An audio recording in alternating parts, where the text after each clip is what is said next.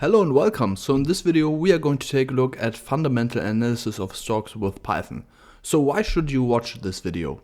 After this video you will be able to get any relevant financial information for any stock. For example, the dividend yield, market cap, price earnings ratio and many more. You will also be able to compare stocks based on their fundamentals. And in the end we are seeing how this can be used by finding the highest dividend yield out of an index.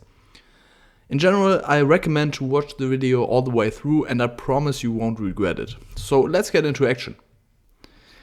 As you see, I already imported some necessary libraries, that is Yahoo Finance to get fundamental information, pandas for data handling and matplotlib to visualize our results.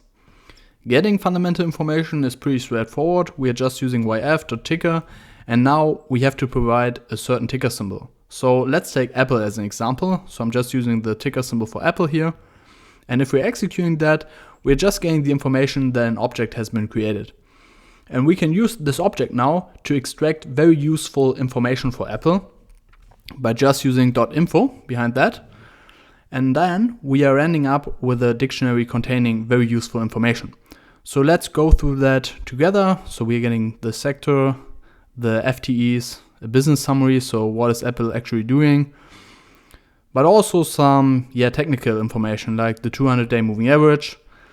And most importantly for this video, we are also getting some very useful fundamental information. So I'm just going through some here, so you might be interested in others. So be kindly invited to go through this dictionary for yourself and see what information you're interested in. So we have the beta here, we have the trailing price earnings ratio, we have the market cap, we have the forward price earnings ratio, we have the dividend yield, very important, and so on, right? So what else do we have? This one is very interesting for corporate finance guys, enterprise to EBITDA.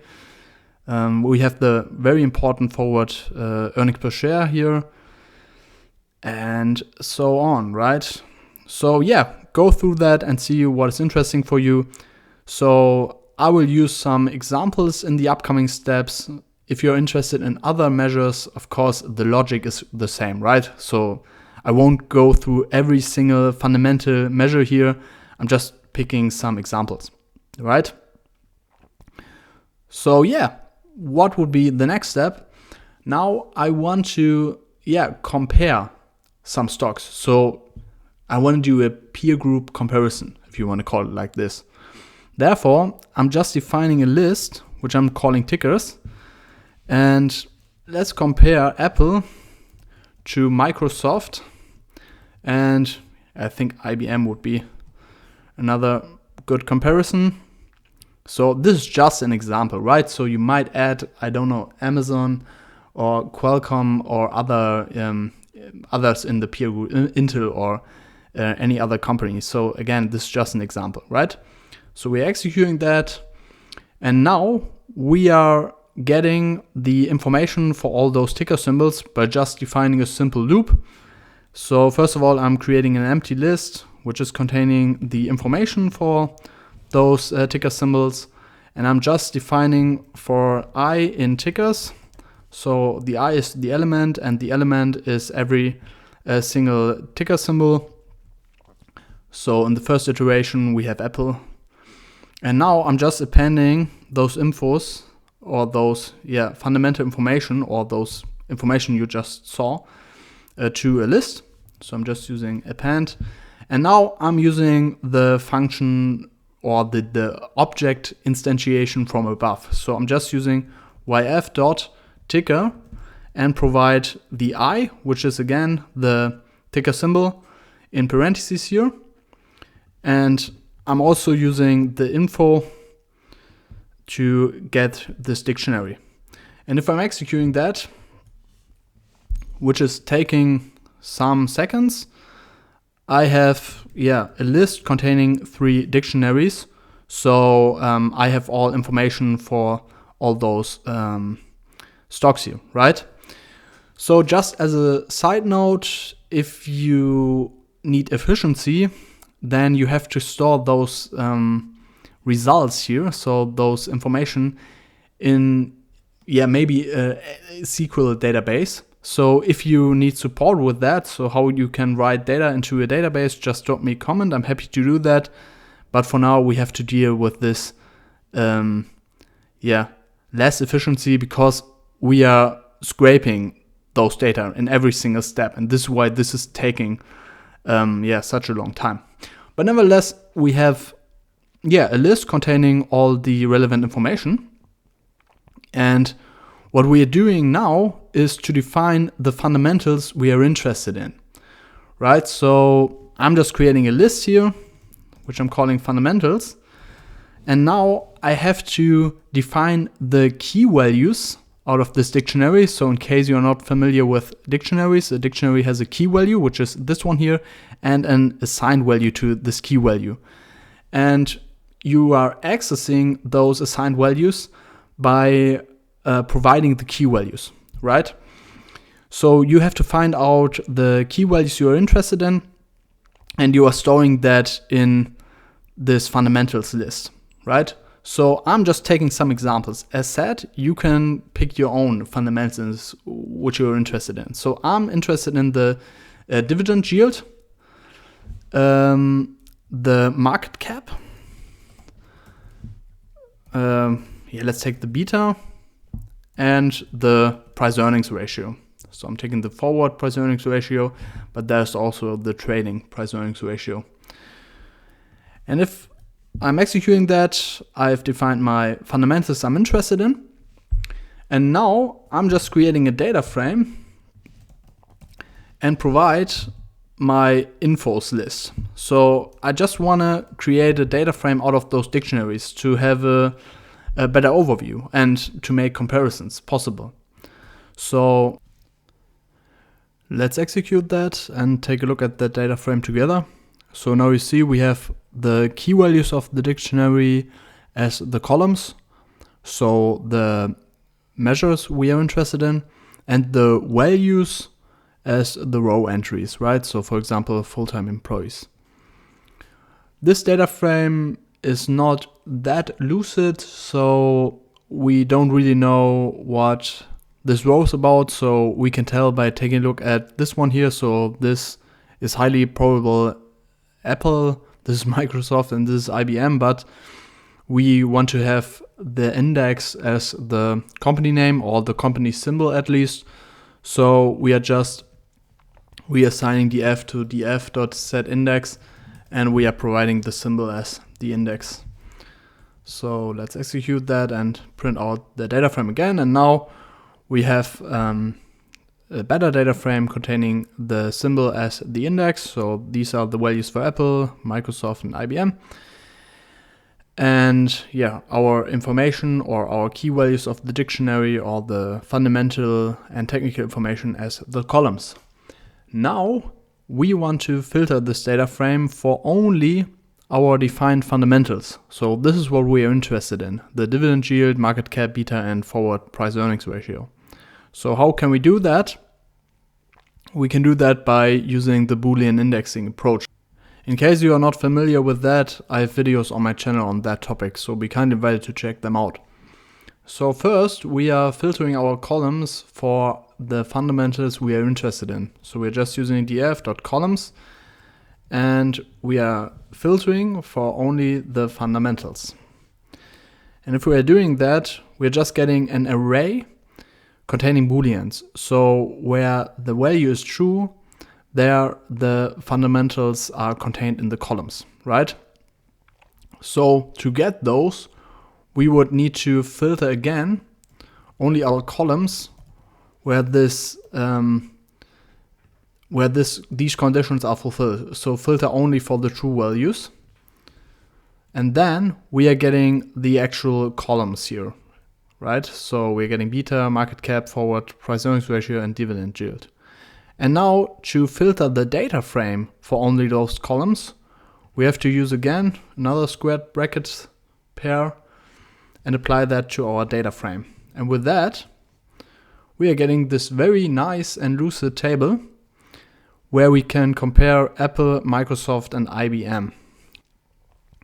So as an example, we can quickly see that IBM has the highest dividend yield, the lowest price earnings ratio, and is the smallest company here, right? So we could also use some visualization to compare. Let's take the dividends. So we would just use PLT, then a bar plot, and provide the index of the data frame, which is the symbol. And we are using the dividend yield as the height of the bar. And let's colorize those bars. Let's say black for Apple. Microsoft Orange maybe has 4 colors, right? So we cannot do that here. And IBM maybe this one here. So let's take a look at that, just to give you an idea what you can do with that. So now you see that you are getting a direct comparison between those 3 assets here in terms of the dividend yield. Of course, same logic for another one. For example, the price earnings ratio. You can compare that as well, right? So in the end, let's do an interesting thing. Let's pull all the stock tickers for the Dow Jones.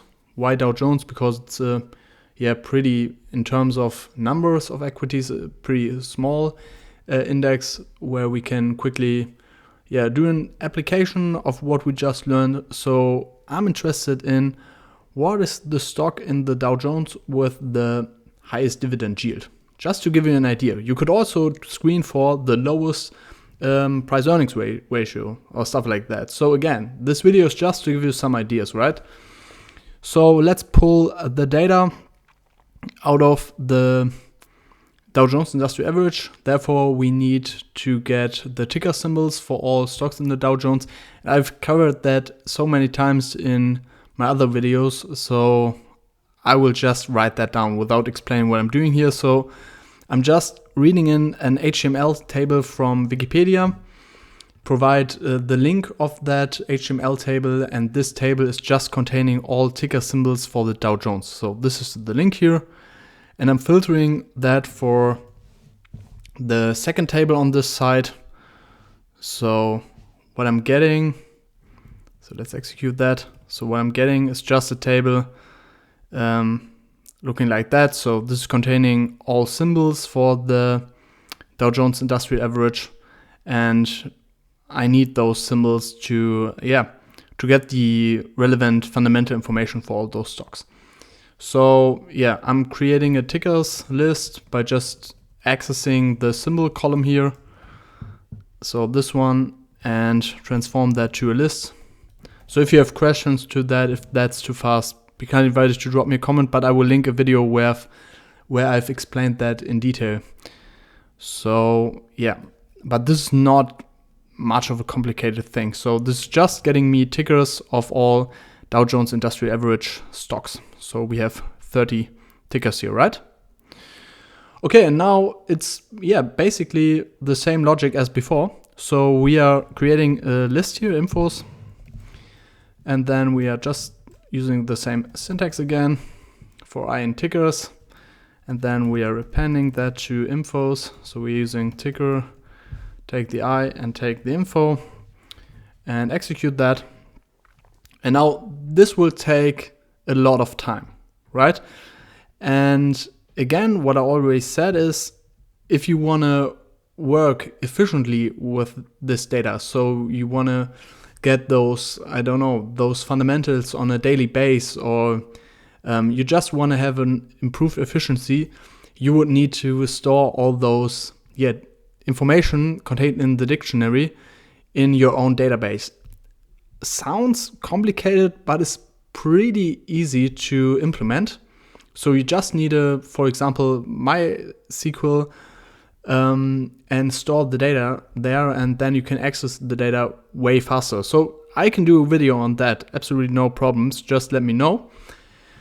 But in the meantime, where I'm chatting with you, this list was populated. So if we're taking a look at that, we're getting a list containing 30 dictionaries with all the relevant fundamental information, right? So would be very interesting to do that with the S&P 500 as well, just as a suggestion what you can do with this data, right? Or your home index. So for example, in my case it would be the DAX. In your case, maybe the Sensex and so on, right? So now I'm just doing the same thing as I did above. So I'm just creating a data frame out of that. So I'm just using PD data frame, take the infos again. And yeah, let's take a look at that together. Now I'm getting a larger data frame. And yeah, I'm doing the exact same thing again. So I'm just using df2 set index and set that to the symbol. So I'm getting a data frame where the symbol is the index. And now I can use this data frame to do some fundamental analysis. So for example, we could find out the highest dividend payers, or the companies with the highest dividend yield to be more specific. So we can just use dividend yield, and let's just take a look at the largest 5 dividend yields here. So you see IBM has the highest dividend yield, then I think it's Chevron, Verizon, and so on, right? So let's visualize all dividends so that we have a comparison. I think that could be pretty interesting. So of course, you can also do that with the price earnings ratio to make comparisons. I'm just giving you an example here with the dividend yield. So we could just use PLT. Then I'm defining a figure size. So this is optional. You don't have to do that. So let's just take 14 and 5 here. And now again, we're using a bar plot. And this time for the x-axis, we are taking the company's short name. That is just due to the fact that sometimes you might have no idea which company is behind this ticker symbol. So yeah, we could just use df2, then take the short name. And for the height of the bars, we are taking the dividend yield. And we will need to rotate the X ticks. So these are just cosmetic things. And let's take a look at that. And now we are getting a comparison of all dividend yields in the Dow Jones Industrial Average. And I think that's pretty awesome. So we are seeing that IBM has the largest dividend yield. We see that companies like Apple, Nike, Visa have pretty low dividend yields. And yeah, you can do your comparisons. So I think that's pretty awesome. I hope you can extract value out of that. Be kindly invited to do your own analysis. Just to give you some ideas what I would do with that. You could use subplots to make multiple comparisons. So you could compare the dividend yield, the earnings per share, price earnings ratio, and then just create 4 plots here and make your comparisons. So there's a lot of room for you, I think, to play a bit around with that and maybe build some useful overviews for your stocks or finding your investment decisions. So I hope this video was helpful for you. I hope this was interesting for you. In case it was, please subscribe to the channel, like the video, and let me know what you think in the comments below. Thank you very much for watching, and I'm looking forward to seeing the upcoming videos. Bye bye.